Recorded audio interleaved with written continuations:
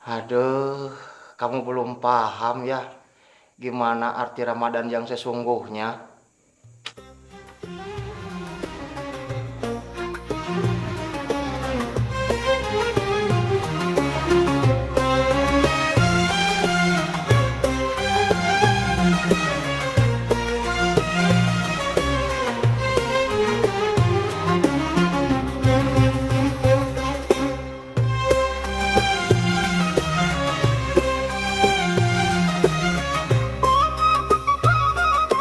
Boski, udah bisa jalan-jalan lagi? Gimana badan kamu? Ya gitu deh Mang, masih sakit dikit Mang.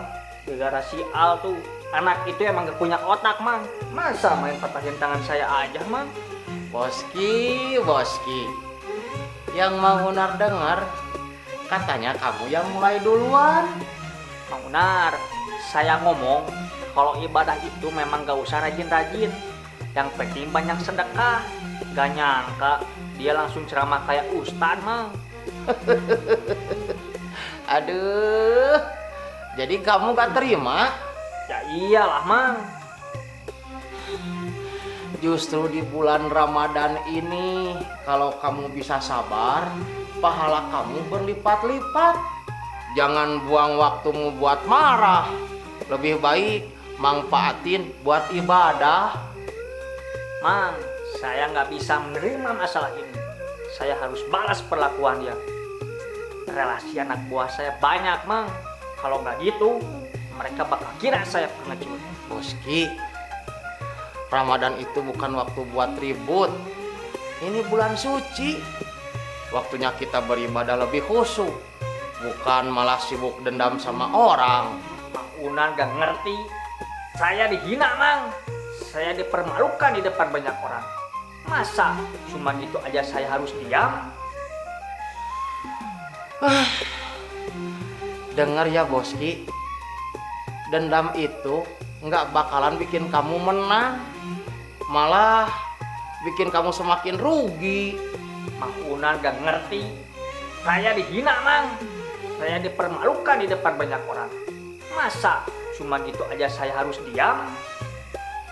Justru di bulan Ramadan ini, kalau kamu bisa sabar, pahala kamu berlipat-lipat.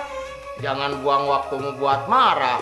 Lebih baik manfaatin buat ibadah. Mang Unar, ini bukan soal pahala. Ini harga diri Mang. Saya nggak bisa biarin Al seenaknya gitu.